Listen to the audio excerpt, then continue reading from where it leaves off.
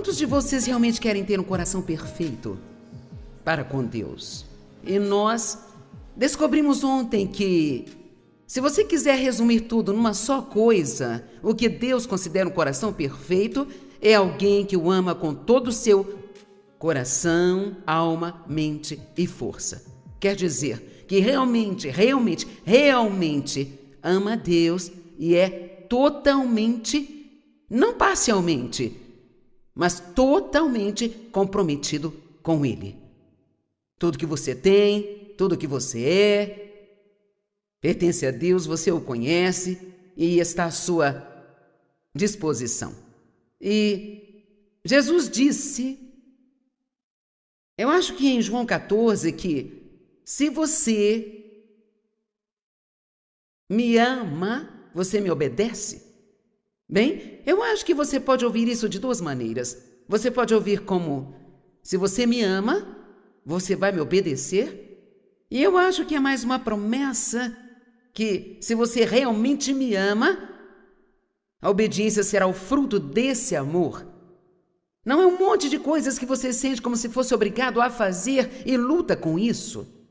Você vai perceber que, só porque você ama a Deus, você deseja fazer o que Ele quer que você faça. Agora, veja, sempre há o outro lado de nós que quer lutar contra tudo o que é bom.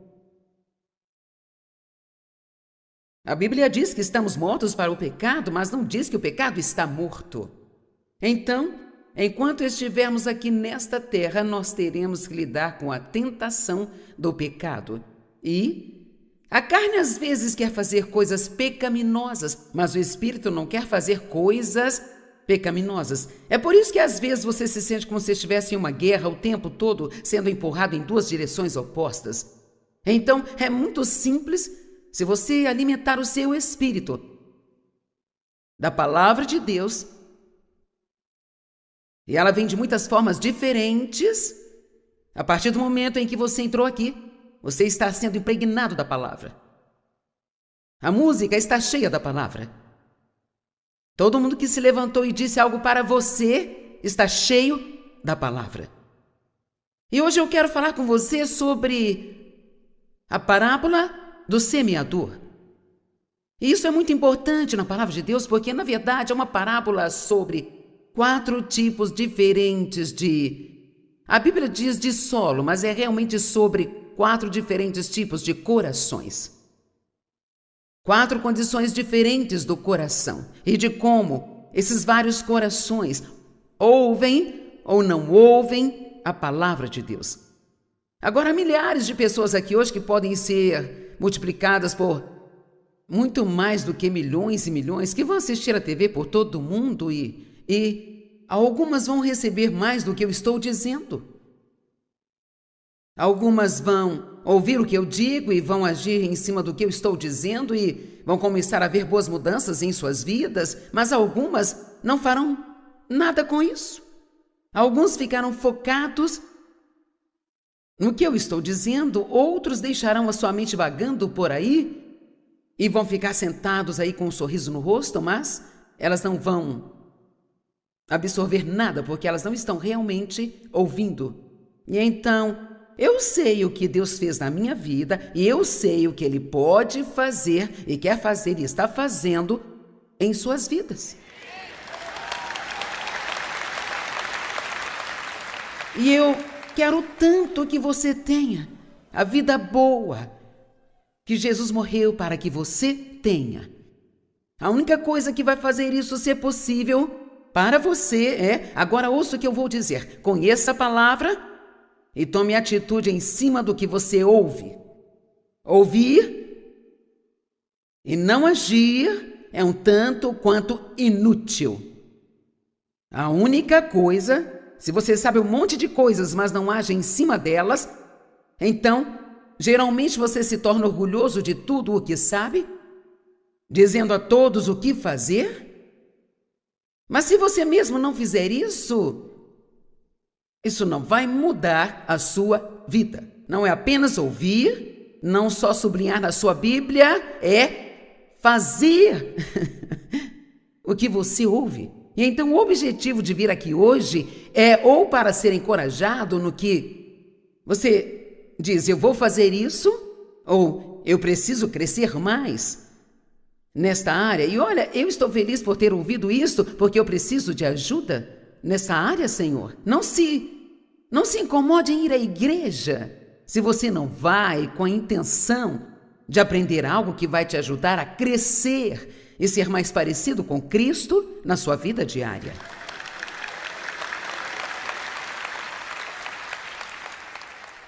Sabe, algumas pessoas dizem, eu vou à igreja todo domingo.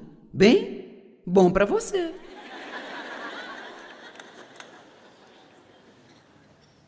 Mas será que você consegue lembrar no dia seguinte de qualquer coisa que o pastor disse? Eu espero que amanhã, quando alguém perguntar sobre o que a Joyce pregou, que você possa dizer-lhes. Não apenas, eu não sei, mas foi muito bom. E então, o interessante sobre esta parábola é que Jesus disse aos seus discípulos, se vocês não entenderem esta parábola, vocês não vão compreender nenhuma outra parábola. Uau, que declaração! E se você não entender esta parábola, você não vai compreender nenhuma parábola. Então diz também em Marcos 4:24, isto é muito importante de se ouvir. A medida de pensamento e estudo que você dá para a verdade que você ouve é a medida da virtude do conhecimento que voltará para você. Vou repetir. A medida de pensamento e estudo, que você dá, a verdade que você ouve é a medida da virtude, que é outra palavra para poder, e conhecimento, que voltará para você. Eu estou fazendo a minha parte. Mas agora, se você não fizer a sua parte, você pode ter um bom momento aqui, mas eu quero que você tenha mais do que um bom momento. Eu não quero que você se arrependa por ter investido neste momento aqui, sabe? Quero dizer, eu quero que daqui a um ano você possa se lembrar, algo mudou na minha vida há um ano atrás, quando fui àquela conferência. Uma história me foi contada, uma mulher me disse isso e eu acho que é uma boa história e vou tirar um tempo aqui para contar para você. Ela esteve em uma das minhas conferências há anos. Naquela conferência nós servimos refeições às pessoas, elas se sentavam em mesas redondas, eram 10 pessoas por mesa. E então, essa senhora veio e ela foi abusada, ela tinha todos os tipos de problemas em sua vida e ela veio a mim ao final da conferência e disse, bem, eu descobri neste fim de semana o porquê de eu não ter nenhuma vitória em nenhum dos meus problemas. E à medida que eu ouvia você pregar, e nós interagimos muito naquele fim de semana, ela disse, eu descobri que todas as outras mulheres tinham problemas semelhantes e todas tinham sido vitoriosas e tinham sido libertas, mas eu não. E ela disse, à medida que eu as ouvia falando das coisas que Deus havia lhes dito para fazer, coisas que Deus as tinha revelado e elas fizeram e mudou isso e aquilo. E ela disse, eu sabia que cada uma das coisas que Deus disse para elas, Ele também me disse, a única diferença é que elas fizeram e eu não.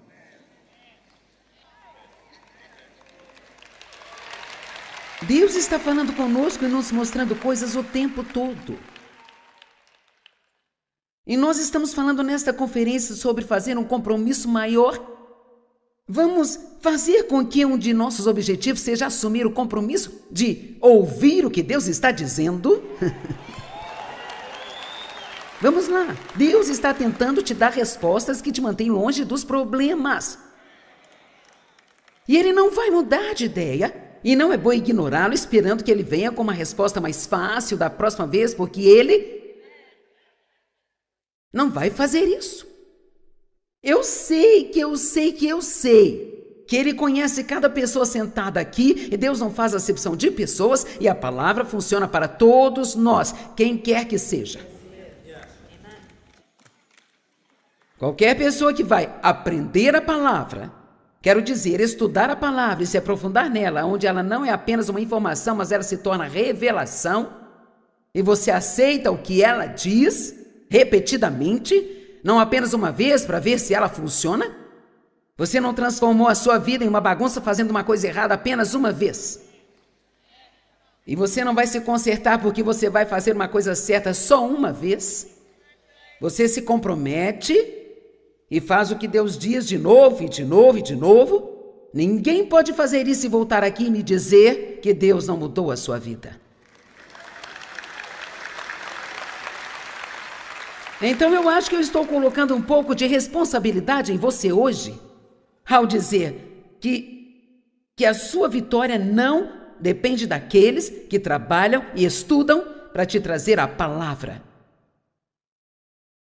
Depende do que você faz com o que você ouve. Amém? Ok. A parábola do semeador. Marcos 4, de 1 a 9. De novo, Jesus começou a ensinar perto do lago. E a multidão que se reunia ao seu redor era tão grande que ele entrou e assentou-se no barco, enquanto todo o povo estava ao longo da costa, na beira da água. E ele lhes ensinou muitas coisas por parábolas. Agora, uma parábola é uma história que tem um objetivo. E em sua pregação ele disse: ouçam. Eu gosto dele ter começado assim: ouçam! Ponto de exclamação. Um fazendeiro saiu para plantar. Enquanto dispersava a semente, algumas caíram ao longo do caminho e os pássaros vieram e as comeram. Algumas caíram em lugares rochosos, onde não havia muita terra e brotaram rapidamente porque o solo era muito raso. Mas quando o sol apareceu, as plantas se queimaram e elas murcharam porque não tinha raiz. Outras sementes caíram entre espinhos que cresceram e sufocaram as plantas, e assim nelas não cresceram grãos. Mas ainda outras caíram em bom solo e brotaram, cresceram e produziram uma lavoura, algumas multiplicando a 30, 60 e centenas de vezes mais do que quando foram plantadas. Então Jesus disse: aquele que tem ouvidos para ouvir, ouça. É um tanto interessante algumas destas frases que ele disse aqui. Provavelmente nós nunca prestamos atenção nelas. Aqueles que têm ouvidos para ouvir, ouça. Então o que ele realmente está dizendo? Ok, agora eu estou dizendo algo que é para todos. E ele começa dizendo: ouça. Então ele está dizendo: se você tem ouvidos obedientes. A Bíblia fala sobre termos um ouvido circuncidado. Sabe, eu posso dizer a mesma coisa e pessoas diferentes podem ouvir de maneiras diferentes, dependendo da condição do coração, e outras não vão me escutar de jeito nenhum. Eu falo algo de que elas não gostam, então apenas elas jogam fora, antes de ter a chance de reagir à palavra. Agora, no nosso mundo hoje, de supermercados e máquinas operando a agricultura, nós podemos não nos identificar imediatamente com esta parábola do semeador, porque Jesus usa exemplos relacionados com a cultura em que ele vivia naquela época. É uma parábola para a comunidade agrícola dos dias de Jesus. Mas os seus ouvintes devem ter reconhecido imediatamente a cena e se identificado com a mensagem de Jesus. Todo mundo ganhava vida com a agricultura, exceto os muito, muito ricos. Agora, a minha avó tinha uma horta. Eu ficava um pouco na horta dela, então eu sei um pouco sobre agricultura. Eu certamente não sou uma agricultora, mas eu sei um pouco. Alguns de vocês plantam jardins, se não vegetais, pelo menos flores. Portanto, nós sabemos que você nunca terá nenhum tipo de colheita, a menos que primeiro uma semente seja plantada no solo. Amém? Enquanto a terra permanecer, haverá o tempo da semente e o da colheita. Você planta a sua semente no terreno e no tempo certo, com certeza, haverá uma colheita. Bem, o semeador, quem semeia, é o Espírito Santo. Agora ele está usando a minha boca hoje, mas é o Espírito Santo que semeia a semente da palavra de Deus em sua vida. Se você pegar isso e realmente ouvir, se você realmente absorver algo, eu entendo que provavelmente você não vai conseguir se lembrar de todas as coisas que eu digo, mas nós facilitamos muito. Hoje as pessoas nem precisam olhar para suas Bíblias, está tudo na tela para elas. E eu acho que às vezes não fazemos um favor para as pessoas. Tudo na vida é tão fácil agora que nós não temos. Você precisa ver o que eu costumava ter que fazer para estudar, para ensinar uma mensagem. Agora você pega o seu computador e em 1 minuto você encontra tudo o que quer. Você pode até mesmo pesquisar sobre tal e tal assunto, quer dizer, eu nem precisava pensar, eu poderia baixar o sermão de alguém e subir aqui e passar para você, mas o que há de bom nisso é a quantidade de trabalho que eu coloco nisso e quantas vezes eu passo e repasso isso, e eu vou te dizer, eu tenho muito trabalho quando eu começo, mas no momento em que eu subo aqui, isso não é eu acho que vai dar certo, eu sei que eu posso trazer isso da maneira que eu creio tanto que eu posso fazer com que você creia. Mas isso não acontece sem trabalho e esforço. Eu li num livro e realmente gostei. Qualquer pessoa pode estar tão perto de Deus quanto quiser, só depende de quanto tempo ela está disposta a investir nisso. Deus não escolhe algumas pessoas especiais, que são aquelas que estão, sabe, realmente próximas dele, todas as outras não têm esta oportunidade. Todos nós temos escolhas na vida sobre o que vamos fazer com o nosso tempo. E então, não há nada nesta parábola que diz, bem, funcionou para algumas pessoas e não para outras, porque a qualidade da semente de algumas pessoas foi melhor do que a de outras. A semente que eu estou plantando hoje é perfeita. É uma semente saudável, é uma ótima semente, e então não há nada de errado com a semente. Se você não tira nada disso, não é por causa da semente. É a condição do seu coração, de como você ouve. 4 tipos de solo, 4 tipos de corações. O primeiro coração foi um solo duro, estava tão duro que quando o agricultor, ele basicamente tinha um saco em volta do pescoço, estava cheio de sementes e ele estava jogando. É isso exatamente que eu estou fazendo, eu estou jogando-as. E é emocionante pensar que estamos aqui em Ohio com algumas milhares de pessoas neste lugar, mas essa mensagem está sendo gravada e irá para todo mundo em mais de 100 idiomas diferentes. Então, pessoal, estamos semeando hoje, lançando sementes lá fora. Mas algumas pessoas vão passar em frente da televisão e dizer, oh, sim, outro extremista bíblico e apenas... É porque elas têm um problema no coração.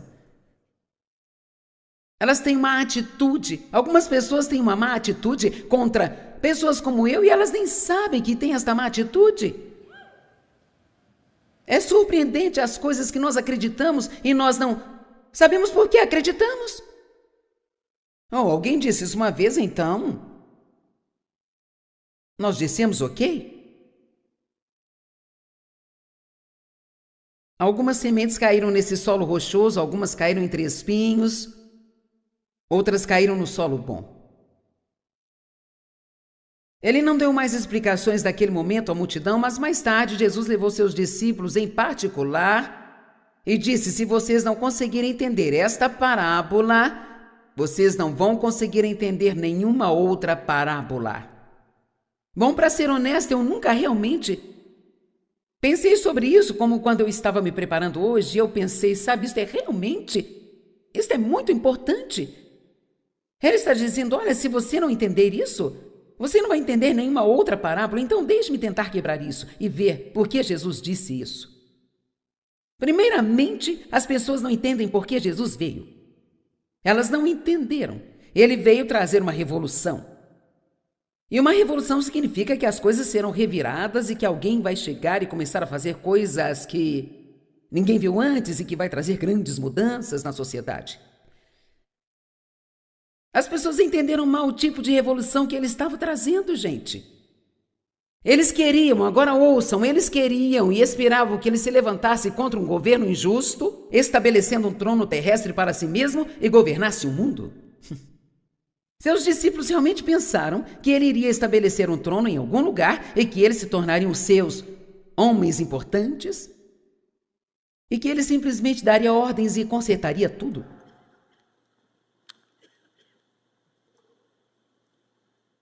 Jesus anunciou no início do seu sermão, quer dizer, o seu ministério, o reino de Deus está aqui.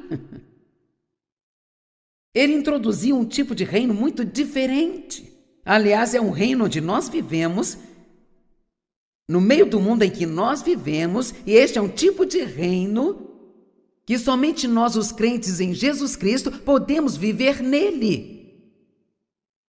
É um tipo de reino secreto, que ninguém pode compreender a menos que seja um crente em Jesus. Nós entendemos, mas o mundo não entende isso. Amém? Eu acabei de fazer uma série de mensagens nas últimas 2 conferências sobre o reino secreto em que nós vivemos. Eu gosto de chamá-lo de reino invertido porque ele é totalmente oposto ao mundo. Se você quer mais, tem que dar do que você tem. Se você quer ser o primeiro, tem que estar disposto a ser o último. Esse alguém leva vantagem sobre você e te trata injustamente, você não precisa desperdiçar a sua vida odiando. Você pode perdoar essas pessoas. Vamos lá, é melhor você se animar um pouco mais do que isso. Você sabia que as pessoas que não são salvas não têm outra opção a não ser odiar e querer vingança, ficando cheios de amargura e deixando que isso as consuma e arruine suas vidas? Mas nós, os crentes, temos outra opção. Deus nos capacita. Ele nos capacita realmente a ter compaixão para com as pessoas que nos maltratam e podemos falar como Jesus falou: Pai, perdoa-lhes, eles não sabem o que fazem.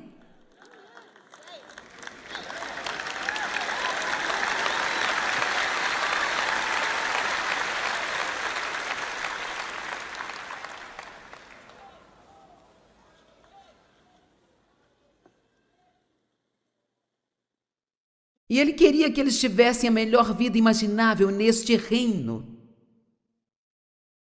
Todo este reino, o reino secreto, é baseado em uma coisa: ouvir, compreender e então agir pela palavra de Deus.